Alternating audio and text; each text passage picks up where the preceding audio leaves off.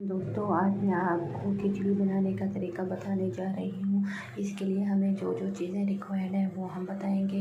तो इसके लिए मैंने पहले लिया है हाफ़ कप दाल मैंने पहले से बॉईल करके रख दी थी। फिर इसके बाद लिए है 1.5 कप मैंने चावल के। इसके लिए 2 से 3 चम्मच मैंने लिए हैं ऑयल, नमक हस्बे ज़ायक़ा और थोड़ा सा मैंने इसमें ऐड कर दिया है गरम मसाला मैंने इसलिए ऐड किया है क्योंकि वो आपकी अपनी मर्ज़ी है। मुझे तो चावलों में इसकी खुशबू अच्छी लगती है, इस वजह से मैं इसको ऐड कर रही हूँ। अगर ना भी करना चाहो तो कोई मसला नहीं है। चलें यहाँ इसको बनाते हैं कि कैसे बनती है। सबसे पहले मैंने इसमें एक पैन में डाल दिया पानी।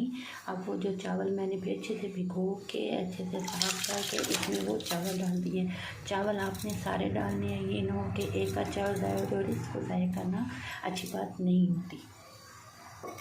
फिर उसमें डाल दिया आपने जो दाल मैंने बॉईल करके रखी थी वो सारी ऐड करनी है।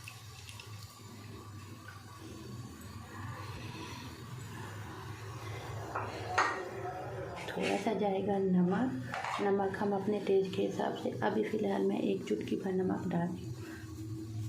और जो गरम मसाला मैंने रखा था वो भी आपने इसमें इसी लेवल पे डाल देना है।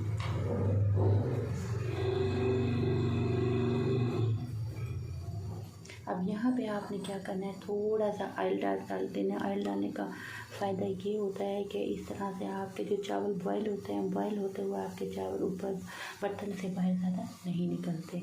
चलिए अब इसे 5 से 10 मिनट के लिए बॉईल।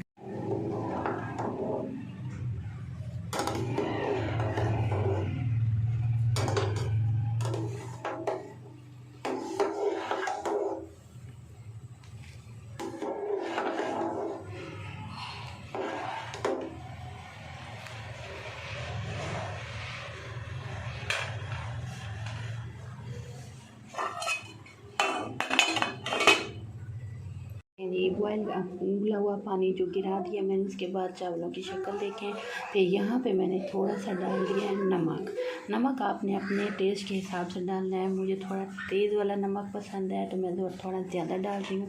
आप अपने टेस्ट के हिसाब से डालेंगे। यहाँ पे फिर आपने डाल देना है 2 से 3 चम्मच जो मैंने ऑयल रखा हुआ था कप में, वो डाल देना है। अब इसे आपने अच्छे से मिक्स करना है ताकि नमक और ऑयल हर किसी के साथ अच्छे से मिक्स हो जाए। ये देखिए कितनी प्यारी खुशबू आ रही है और देखने में बड़े मज़े आ रहे हैं।